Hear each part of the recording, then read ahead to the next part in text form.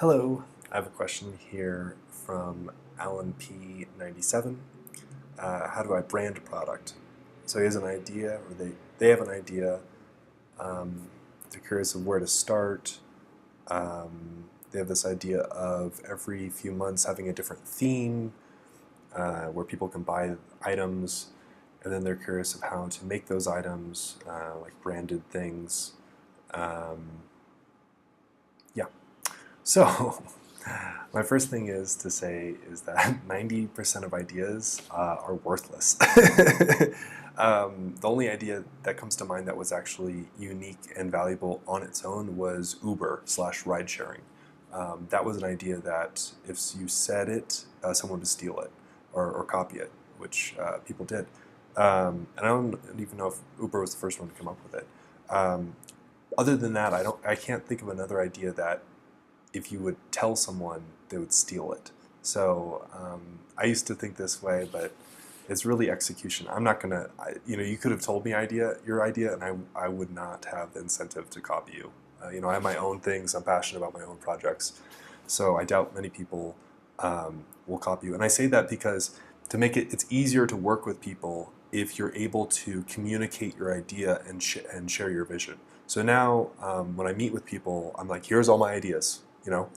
And many of them, I'm like, if you're passionate about it and you want to steal it, go right ahead, because that means that's one more idea that's out in the world that people are experiencing.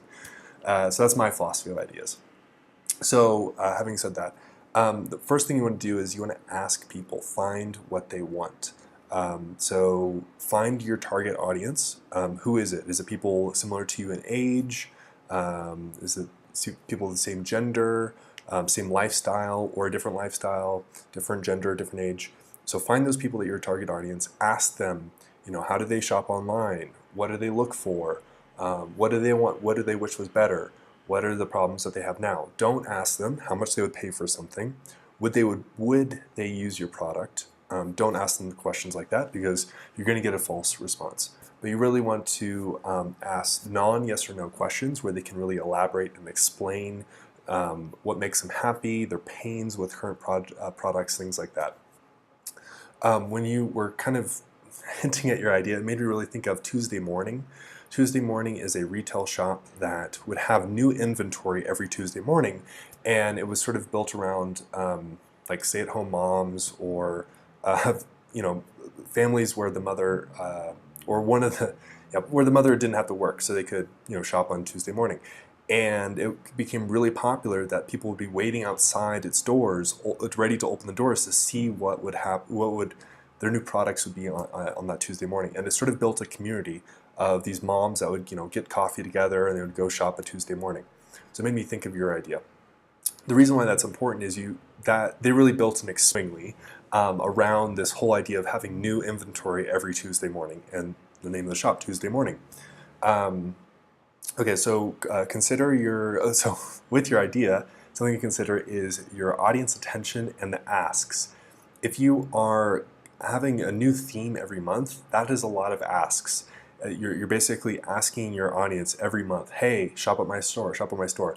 Does Amazon do this? Amazon probably only asks you to shop at their store when they know something is relevant to you, such as a new book that you bought from the same author, or a new gadget that you from a similar gadget you bought.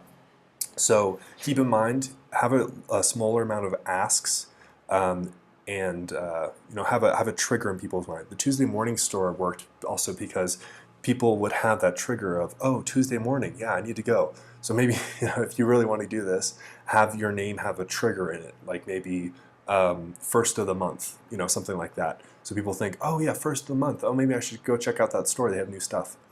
But keep in mind the asks, and try not to overburden your audience with too many asks.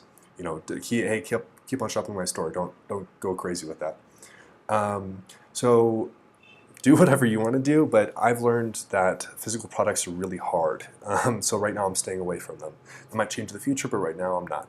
The reason why is because they require a lot of things. They require capital for the inventory up front, and you're buying things, and you make a lot of money. You're like, oh, I got all this money, but you don't get to keep that money because you have to go buy more inventory. That's a huge factor. A big problem. Second is customer support, returns, you have shipping, you have warehouses, you have importation. It's a lot of stuff. Compare that to a digital product where you make it once, you put it out there, and then people can buy it as many times. You don't have to keep on buying it. You don't have to keep on making it. So I would suggest you look at a digital product. Is there something that you could offer on your store that are all digital goods, for example? So, a recap.